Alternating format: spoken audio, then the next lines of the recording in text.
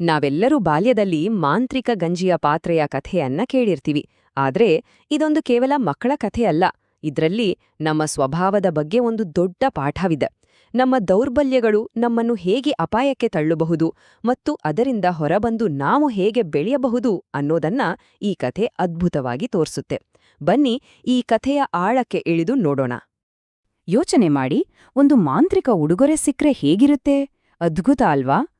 ಆದ್ರೆ ಆ ಉಡುಗೊರೆಯೇ ಒಂದು ದೊಡ್ಡ ಪರೀಕ್ಷೆ ಆಗ್ಬಿಟ್ರೆ, ನಮ್ಮ ಗುಣವನ್ನೇ ಪ್ರಶ್ನಿಸುವೊಂದು ಸವಾಲಾದ್ರೆ? ಈ ಕಥೆಯ ತಿರುಳೇ ಇದು. ಸರಿ, ಹಾಗಾದ್ರೆ ಈ ಕಥೆಯ ಮೂಲಕ್ಕೆ ಹೋಗೋಣ. ಕಥೆಯನ್ನ ಮುಂದೆ ತಗೊಂಡು ಹೋಗೋದು ಇಬ್ರು ಸಹೋದರಿಯರು, ಜೇನ್ ಮತ್ತು ಎಲ್ಲಾ, ಅಕ್ಕ ತಂಗಿ. ಆದ್ರೆ ಸ್ವಭಾವದಲ್ಲಿ ಮಾತ್ರ ಆಕಾಶ ಭೂಮಿಯಷ್ಟು ವ್ಯತ್ಯಾಸ. ಇದೇ ವ್ಯತ್ಯಾಸ ಕಥೆಯ ಎಲ್ಲಾ ಘಟನೆಗಳಿಗೆ ಕಾರಣ ಆಗುತ್ತೆ. ನೋಡಿ, ಹಿರಿಯವಳು ಜೇನ್ ಸಿಕ್ಕಾಪಟೆ ಬುದ್ಧಿವಂತೆ, ಆದ್ರೆ ಅಷ್ಟೇ ಅಹಂಕಾರಿ ಕೂಡ. ಇನ್ನೊಂದ್ ಕಡೆ ಅವಳ ತಂಗಿ ಎಲ್ಲ ತುಂಬಾನೇ ಒಳ್ಳೆ ಹುಡುಗಿ, ಎಲ್ಲರತ್ರ ಪ್ರೀತಿಯಿಂದ ಮಾತಾಡ್ತಾಳೆ. ಆದ್ರೆ ಅವಳಿಗೊಂದು ದೊಡ್ಡ ಸಮಸ್ಯೆ ಇದೆ. ಅದೇನು ಅಂದ್ರೆ ಅವಳು ಸಿಕ್ಕಾಪಟೆ ಮರುಗುಳಿ. ಇವರಿಬ್ರು ಒಂದೇ ಸವಾಲನ್ನ ಹೇಗೆದುರಿಸ್ತಾರೆ ಅನ್ನೋದೇ ಕಥೆಯ ಕುತೂಹಲ ಅಲ್ವಾ? ಸರಿ, ಈಗ ಕಥೆಯ ಹೀರೋ ಎಂಟ್ರಿಯಾಗುತ್ತೆ. ಅದೇ ಮಾಂತ್ರಿಕ ಗಂಜಿಯ ಪಾತ್ರೆ. ಅಂದ್ಹಾಗೆ ಇದು ಬರೀ ಹಸಿವು ನೀಗಿಸೋ ಪಾತ್ರೆ ಅಂದ್ಕೋಬೇಡಿ. ಇದೊಂದು ಅವರ ಗುಣವನ್ನೇ ಅಳೆಯೋ ಒಂದು ಟೆಸ್ಟ್ ಇದ್ದ ಹಾಗೆ. ಹಾಗಾದ್ರೆ ಈ ಪಾತ್ರೆ ಎಲ್ಲೆಲ್ಲಿಗೆ ಸಿಕ್ಕಿದ್ದು ಹೇಗೆ? ತುಂಬಾನೇ ಸಿಂಪಲ್. ಒಂದು ದಿನ ದಾರಿಯಲ್ಲಿ ಹೋಗ್ಬೇಕಾದ್ರೆ ಬಾಯಾರಿದ ಒಬ್ಳು ವೃದ್ಧೆಗೆ ಕುಡಿಯೋಕೆ ನೀರ್ ಕೊಡ್ತಾಳೆ. ಆ ಸಣ್ಣ ದಯೆಯ ಗುಣಕ್ಕೆ ಪ್ರತಿಯಾಗಿ ಆ ವೃದ್ಧೆ, ಅವಳು ನಿಜವಾಗ್ಲೂ ಒಬ್ಳು ಮಾಟಗಾಯ್ತಿ, ಅವಳಿಗೆ ಆ ಅದ್ಭುತ ಪಾತ್ರೆಯನ್ನ ಕೊಡ್ತಾಳೆ. ಇಲ್ಲಿಂದ ಕಥೆ ಒಂದು ಹೊಸ ಟರ್ನ್ ತಗೊಳುತ್ತೆ. ಈ ಪಾತ್ರೆಯನ್ನ ಆಪರೇಟ್ ಮಾಡೋದು ತುಂಬಾನೇ ಸುಲಭ. ಎರಡೇ ಎರಡು ಮ್ಯಾಜಿಕ್ ವರ್ಡ್ಸ್. ಅಡುಗೆ ಶುರು ಮಾಡಕ್ಕೆ ಬೇಯಿಸು ಪುಟ್ಟಪಾತ್ರೆಯೇ ಬೇಯಿಸು ಅನ್ಬೇಕು. ನಿಲ್ಸೋಕ್ಕೆ ನಿಲ್ಲಿಸು ಪುಟ್ಟಪಾತ್ರೆಯೇ ನಿಲ್ಲಿಸು ಅನ್ಬೇಕು. ಅಷ್ಟೇ. ಎಷ್ಟು ಸಿಂಪಲ್ ಅಲ್ವಾ? ಆದ್ರೆ ಇದೇ ಸಿಂಪಲ್ ಮಂತ್ರಗಳು ಮುಂದೆ ದೊಡ್ಡ ಅನಾಹುತಕ್ಕೆ ಕಾರಣ ಆಗುತ್ತೆ. ಇಲ್ಲಿ ನೋಡಿ, ಇದು ತುಂಬಾನೇ ಇಂಪಾರ್ಟೆಂಟ್. ಆ ಮಾಟಗಾತಿ ಪಾತ್ರೆ ಕೊಡುವಾಗ ಒಂದು ವಾರ್ನಿಂಗ್ ಕೂಡ ಕೊಡ್ತಾಳೆ.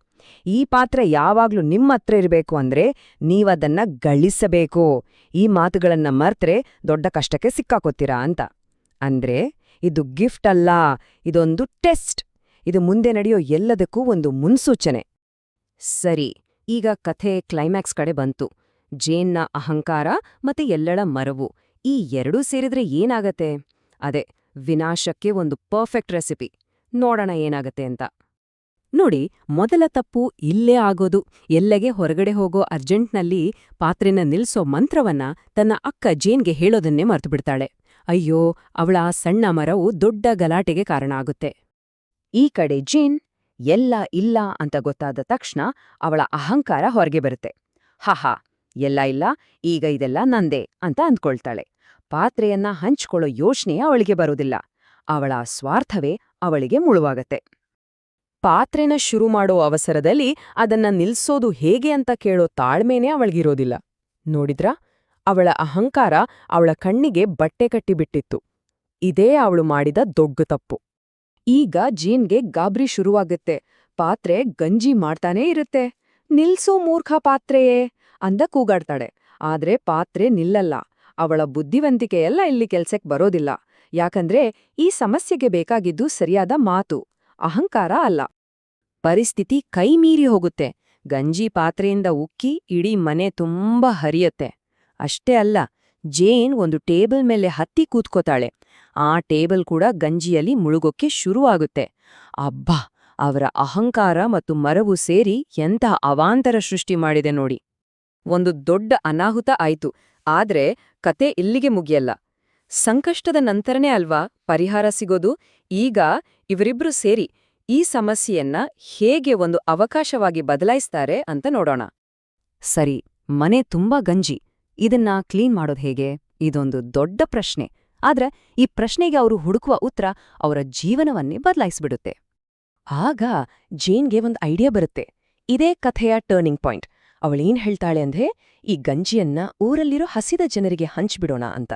ನೋಡಿ, ಮೊದಲ ಬಾರಿಗೆ ಅವಳ ಬುದ್ಧಿ ಸ್ವಾರ್ಥಕ್ಕಾಗಿ ಅಲ್ಲ, ಬದಲಾಗಿ ಬೇರೆಯವರ ಒಳಿತಿಗಾಗಿ ಕೆಲಸ ಮಾಡುತ್ತೆ. ಆ ಒಂದು ಒಳ್ಳೆ ನಿರ್ಧಾರದಿಂದ ಏನೇನೆಲ್ಲ ಆಯ್ತು ಗೊತ್ತಾ? ಊರಿನ ಬಡವರ ಹಸಿವು ನೀಗಿತು. ಅವರ ಮನೆ ಕೂಡ ಕ್ಲೀನ್ ಆಯ್ತು.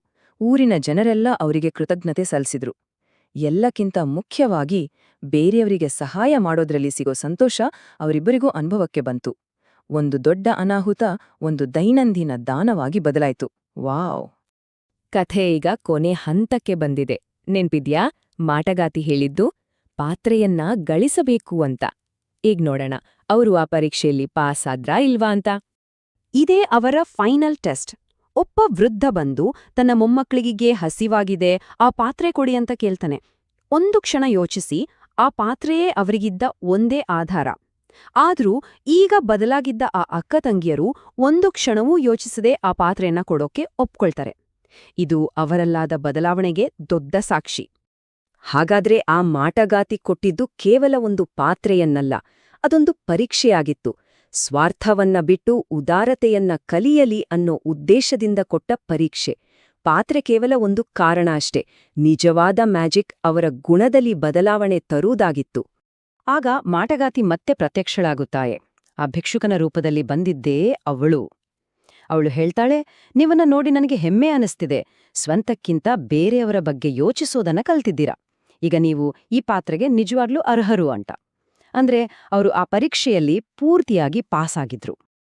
ಹಾಗಾದ್ರೆ ಕೊನೆಗೊಂದು ಪ್ರಶ್ನೆ ಉಳಿಯುತ್ತೆ. ನಿಜವಾದ ಮ್ಯಾಜಿಕ್ ಅಂದ್ರೇನು? ಅದ್ಭುತ ವಸ್ತುಗಳನ್ನ ಪಡೆಯೋದಾ ಅಥವಾ ನಮ್ಮಲ್ಲಿರೋದನ್ನ ಬೇರೆಯವರಿಗೆ ಕೊಡೋದಾ? ಬಹುಶಃ ಈ ಕತೆ ಹೇಳೋದು ಅದನ್ನೇ. ನಿಜವಾದ ಮಾಂತ್ರಿಕತೆ ಇರೋದು ನಮ್ಮ ಕೈಯಲ್ಲಿರೋ ವಸ್ತುಗಳಲ್ಲ, ನಮ್ಮ ಹೃದಯದಲ್ಲಿರೋ ದಯೆ ಮತ್ತು ಹಂಚಿಕೊಳ್ಳೋ ಗುಣದಲ್ಲಿ. ಮಕ್ಕಳೇ, ನಿಮಗೆ ಈ ಕಥೆ ಇಷ್ಟ ಆಯ್ತಾ? ಇನ್ನೂ ಹೀಗೆಯೇ ಮುದ್ದಾದ ಕನ್ನಡ ಕಥೆಗಳು ನೋಡಲು ನಮ್ಮ ಚಾನೆಲ್ ಅನ್ನು ಸಬ್ಸ್ಕ್ರೈಬ್ ಮಾಡಿ. ಈ ವಿಡಿಯೋಗೆ ಲೈಕ್ ಮಾಡಿ ಮತ್ತು ನಿಮ್ಮ ಸ್ನೇಹಿತರಿಗೆ ಶೇರ್ ಮಾಡಿ.